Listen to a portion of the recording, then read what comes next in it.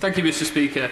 Can I thank my honourable friend for ensuring that Redcar and Cleveland is at the forefront of the government's new Test, Track and Trace programme. Many MPs have returned to Westminster in a new look, new socially distanced chamber, including Redcar's very own Jacob Young. I've just been in the chamber for the health and social care statement, where I was able to ask a question. And yeah, it's quite different. We're following a call list as opposed to, so you won't see people bobbing up and down like we normally do. But yeah, it's a very different feel being down here, but it's good to be back.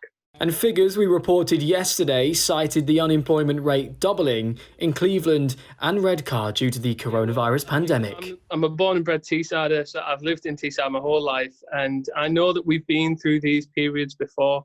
It's incredibly difficult, but we're resilient people and we're able to get through them. And some of the things that we need to see in order to bounce back from this recession is big infrastructure spending, particularly in Redcar, and that's what I'm pushing for with the Treasury at the moment.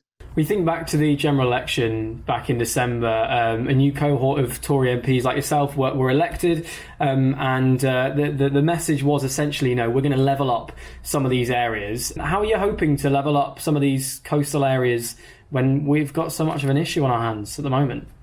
Yeah, well, I think that's the key thing, really. We're facing a recession at the moment, but actually we already had plans in place to start to invest in places like Redcar and Cleveland.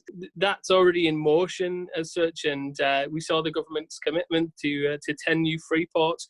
We want one of them in Redcar and Cleveland. There's a lot of things that were already coming in place that are going to massively help in our local recovery.